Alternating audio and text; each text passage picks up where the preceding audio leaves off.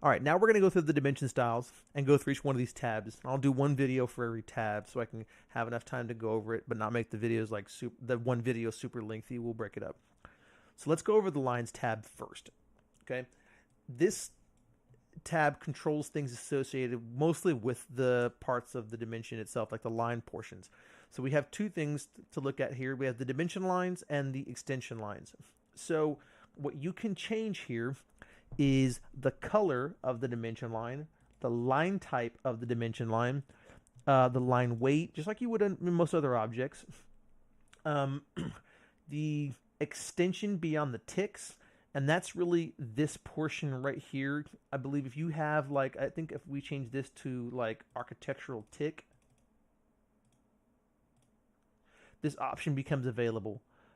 Because, you know, architecture, a lot of times you'll have a line that goes past the tick. But if we're using arrows, you won't have that line. So I'm going to leave it on arrows for now. But if you choose to use architectural ticks, that option becomes available to you.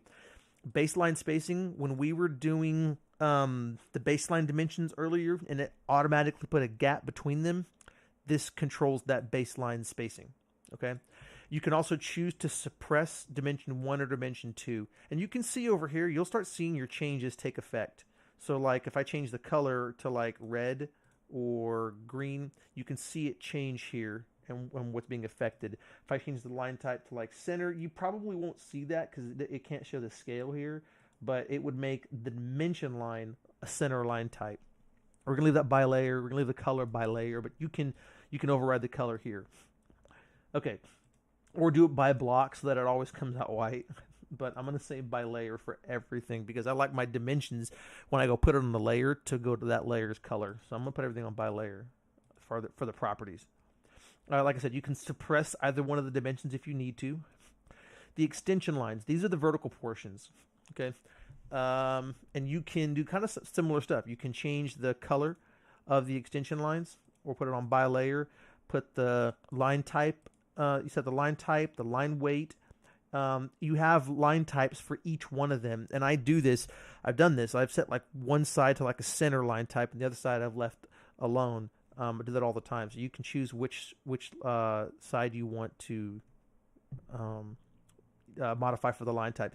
You don't have a dimension line 1 and 2. Even though it says suppress line 1 and suppress line 2, you technically don't have that line 1 and 2 because this text a lot of times will be above the dimension line, so you'll have usually one continuous dimension line, which is why you have one one line type for that.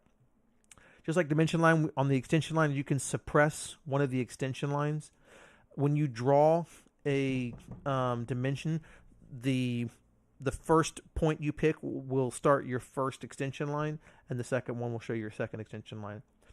Your extension beyond dim lines is the portion above your dim line for your extension lines. So if you change, if I were to change this from like 3/16 to like 1/8, it'll get a little bit. This will get a little shorter.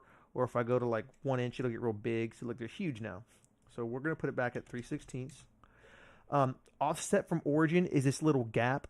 You can leave it at 0, but it's good practice to leave a bit of a gap so that it doesn't look like your dimension bleeds into your whatever you're dimensioning, because you don't want somebody to mistake that for like a continuous line. You want them to know that that's a dimension, so you leave a bit of a gap there, and that will control that gap. I think in this one I'm going to set it to 1/8 so we get a bit more of a gap.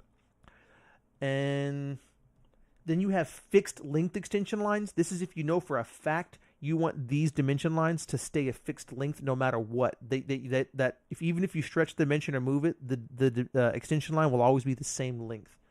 Probably don't need to use that most of the time, but you could be work for a company or something where you have to adjust that kind of thing. So that takes care of this.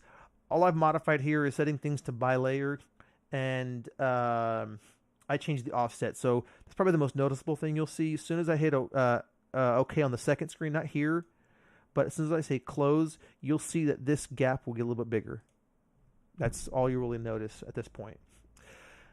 Anything I just did will be available to you in the properties menu under the lines and arrows section. So all that stuff is editable here. Again, I can't stress enough that if this is at an object level, this does not apply to the entire style. So if you go select this dimension or any number of dimensions and you go and edit stuff in the lines and arrows sections, you're doing overrides.